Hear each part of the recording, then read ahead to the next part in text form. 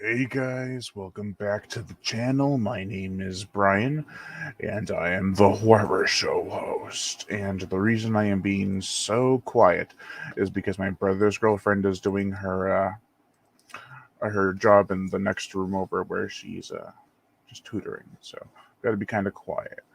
But we're gonna keep on doing this live because it's so much easier than editing the whole video. But I do have a package here that finally came in. It is as the title says, Arrow Video Blu-ray of the Daimajin trilogy. I'll spoil that right now, but it was supposed to come in on July 27th. It came in on August 3rd. I'm a little bit late to the party, but I'm really excited to check this one out. I've been wanting that for quite some time. It looks just utterly amazing. The transfers and everything. Let's open up this bad boy and take a look inside. There we go. Okay. We've got a nice box for the Daimajin trilogy. Look at that beauty. Now I'm going to go into it just a little bit. Not too much, but I'm going to dig into the box. Now, I missed out on the Gamera box, so I'm going to see if I can find that somewhere soon. Because they do have a different kind of box set that has two different ones, but I kind of want them all together. Oh, well, I guess. But Daimajin. All right. This is what is it, Daiei or Toho production? I don't remember which. Honestly, I don't. I'm very sorry about that, but it should say on the bottom if it is what company it came from. Kadokawa Pictures, Arrow Video, pretty much. Brittany Lawless is here. Hey, Brittany, how's it going? Sorry, I'm extra quiet today. I'm just trying to be quiet because they're working next door. I got my trusty knife. I'm going to be very careful opening this because this is a package and a half. I actually wanted to get the DVDs because I heard about this series through a channel called Up from the Depths, which is a very, very cool channel. He talks about kaiju and American monster movies. She's covered pretty much all of them, which is just amazing. I'm very happy about that because I can watch them back and be like, "Oh, now I know all about this movie and how he thinks about it," and I try to form my own opinion. But wow, this is really nice, really nice. Okay. So we got trying to get the glare off. We got the front of the box, this side, that side, and the back, which I will go over the special features that are listed on the back. The limited edition contents include high definition Blu-ray 1080p, which is like 2K. That's the presentation for all three Daimajin films. Loose list, original Japanese and dubbed English mono audio for all films. Optional English subtitles. Can't even say English without messing it up. Illustrated collector's 100-page book featuring new essays by Jonathan Clements, Keith Aiken, Ed Godzowski. Okay. Raphael Corellini, Eric Hominick, Robin Gatto. Wonder if she's related to me. And Kevin Dorf. Postcards featuring the original Japanese artwork for all three films. Reversible sleeves featuring original and newly commissioned artwork by Matt Frank. And Matt Frank did the artwork for this, and it is just gorgeous. I love how he's holding somebody in the air. With Junebug Films, he says hello. How's it going, Junebug? How have you been? I've been very busy. Disc 1, Daimajin. It has a brand new audio commentary by Japanese film expert Stuart Galbraith IV. Newly filmed introduction by critic Kim Newman, Bringing the Avenging God to Life, a brand new exclusive video essay about the special effects of the Daimajin films by Japanese film historian Ed Gadazuski. Alternate opening credits. Alternate opening credits for the U.S. release of Daimajin, the Monster of Terror. So that's the alternate opening for the American release for Daimajin. And they called it Daimajin. Trailers for the original Japanese and U.S. releases and an image gallery. Now, for the disc 2, which has Return of Daimajin, it includes brand new audio commentary by Japanese film experts Tom Mess and Jasper Sharp, My Summer Holidays with Daimajin, a newly filmed interview with Professor Yoni Ota, director of Toy Film Museum, who is the director of the Toy Film Museum, Kyoto Film Art Culture Research Institute, about the production of the Daimajin films at Daiei Kyoto. Also, it is Daiei. The answer is that. From storyboard to screen, bringing the Daimajin to life, a comparison of several key scenes in Return to Daimajin with original storyboards, alternate opening credits for the U.S. release of The Return of a Giant Daimajin, and trailers for the original Japanese and U.S. releases, and image gallery. So that's pretty cool. How has anybody been in the last year? LOL joke. How is anybody? Who is anybody? And hello, you horror show hostess. Kill count Grizzly 2 Revenge. I don't plan on doing a kill count for that because I kind of hated the movie. I saw it actually. My grandma was watching it of all people, and I was like, "This is so stupid." And Disc 3, Wrath of Daimajin, has a lot less special features than the last two. It has a brand new audio commentary by Asian historian Jonathan Clements, interview with the cinematographer Fujio Martina, discussing his character as Daiei at Daiei and his work on the Daimajin trilogy, trailers for the original Japanese release, and an image gallery. Now, that's all the special features on here, which is pretty cool. Not that loaded. That doesn't say and more or anything. It's just a few. But I'm so glad to have these on Blu-ray. I'm going to take... we got to kind of take it off, I guess. That sucks. Do you really have to? Or can you just pull it off without ruining the paper? I doubt it. I hate these things. I wish they would just have the title. Like, they always have these little papers on bottom. So you have to kind of take those off to open up the package sometimes. And it's really annoying. Because when you try to put it back on and say, no, thank you, you can stay off. Oh, the back artwork looks nice too. God, I can't talk today. Check out that. Nicely drawn. Beautiful. Kind of reminds me of Attack on Titan. Oh. Now looks like he's blowing smoke out of his head. Alright, now let's take out the 3 Blu-rays and the booklet. Now, I can't believe how fast the Gamera series sold out. It sold out really fast. So I didn't really have a chance to grab any of them,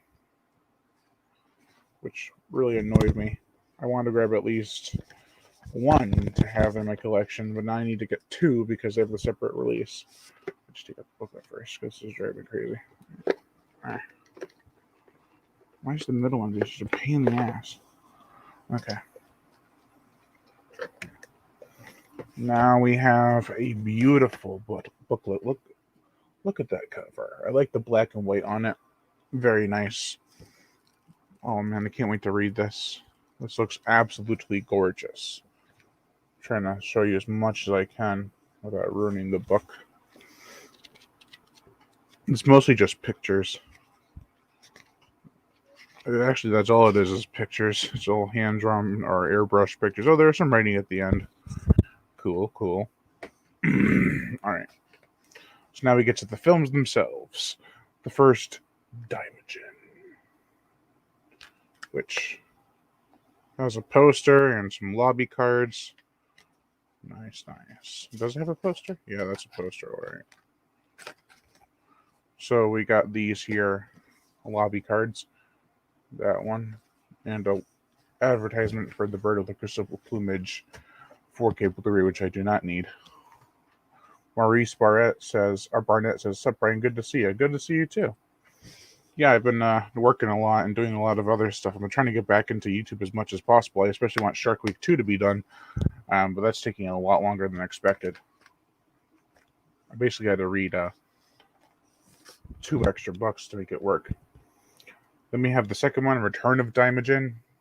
I love the cover with the waterfall in the background. That's absolutely beautiful. And they do have the original artwork behind it. I might switch it around if it, yeah. Original Japanese artwork behind the disc on the reversible sleeve. I might switch it around. Then we have the last one. This is a trilogy, The Wrath of Daimajin. Look at that. That's amazing. I absolutely love this. These films just look amazing as hell to look at. I can't wait to get into them. Here, let me switch around the artwork. I just started reading the Meg series. Too bad the movie sucked. Yeah, I'm not a big fan of the books either. I like the first and second one. The third one's kind of too crazy. Fourth one's pretty good. The ending, especially, is crazy. And the fifth one was super boring. And now they're coming out with a no, the fifth and sixth one were kind of, they just passed by. I was online and the Guy and Smith books are skyrocketing in price. Yeah, I know. I got them all though, so I got pretty much them all, so I don't need to buy any. But it sucks because he just died recently, like this past Christmas he passed away, which is really sad. And now his books are going to skyrocket in price, of course. But you can always get them on Kindle, which is nice. I'm happy about that because I didn't want to have to spend a fortune on the books when I had the chance to get them. Right. And there's also a site, All Data Lost Books, that has a lot of his books for like $60. Boy, Jonas Taylor is getting way too old to be fighting megalodons, and now for the 6th book. Yeah, I know. They're making a 7th one, or at least he was. It was on Amazon for a while, and then all of a sudden it disappeared. It was called Mega Purgatory. It has cover up and everything. That's the Daimajin trilogy without the slip covers or the other reversible artwork, which I do like that actually. It's pretty cool. Now let's get Daimajin back in the box, as if he'd ever fit. Daimajin.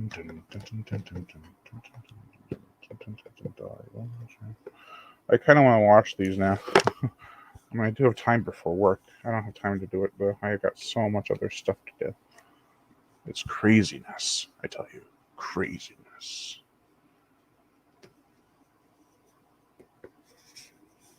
I wish I knew how they got these in there. The box is really tight. Well, that wasn't too hard. It was harder than I thought it was going to be. I mean, it was not as hard as I thought it would be. There. Daimajin. Dun, dun, dun, dun, dun, dun, dun, dun. Because what in Prime Water he's supposed to be 66, I believe. Yeah, he's got to be in his late 60s, early 70s. I think he was in his 70s. He's riding around in that a game show or whatever it was, or reality TV show, and it's like, what the hell's going on?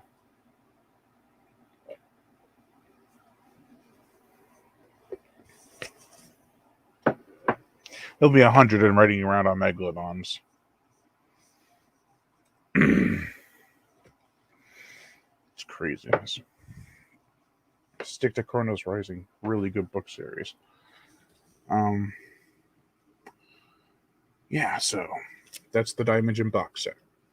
Really happy I have this. Really cool to have.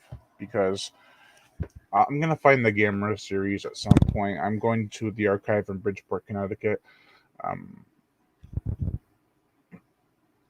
to sell some stuff as well as get a couple things. So that'll be fun. I did not like the movie though because Jason Statham was the wrong choice. I agree, but he's what sold the movie its tickets and got its money. So, do you have high hopes for the new Chucky show? I do and I don't. I can see the really cool stuff, the really edgy, nice to look at special effects, and the kills look pretty brutal from what they have shown, like the girl in the dishwasher. But I don't know how I feel about certain things that I won't get into on here. It's like, why does it have to have that? You need sort of a Jeff Goldblum type of role for that. I'm not saying that get Jeff Goldblum, but that's the type of actor. Yeah, someone who's a little shy and awkward. Definitely. But like as I was saying about the Chucky show, like, don't make it force opinions of the others down our throats, because they'd had Sita Chucky, and that was okay for what it was. It wasn't really forcing anything down our throats. It wasn't like you have to do this or be this way in order to be respected. Now it feels like if they made it this day and age, it would have been like that. Now that they're making a new Chucky TV show and it's going to have that kind of character, it's going to be a forced political stunt, and I don't want that. I don't want that at all. You got to focus on what the movie is offering. If you're making a movie like The Purge and you make it political, that's fine. That's what the whole series is based on. But not Chucky. Maurice Barnett says, I know what you mean. Yeah. It makes sense because it's like music. If you have a band that plays stuff about politics, that's fine if they have their own opinion. But if you have a band like, let's say, a band like Aborted, they stand against racism, that's their political beliefs being shoved into gore metal. It's like, if you keep it, if it's in the music, it's fine because that's what it's based on. And share a couple of your political beliefs, that's fine, but it's literally listed on their Metalum page. It's like, oh my god. Like, it's about the metal and the music, not what they support and what they believe in. Unless your music is like that, like Megadeth or something. I don't know. It's very touchy. I don't want to really get into it too much. Like when I was reading the book, when I first started reading it, I was picturing Hugh Jackman. That'd be pretty. I haven't seen a Hugh Jackman film in a long time. Keep your personal beliefs out of media. Yep, exactly. Unless it's like part of what you're, like The Purge or something, which is what the sole purpose of those movies are. But even in The Purge, it was like they were creating their own political party. So there's that.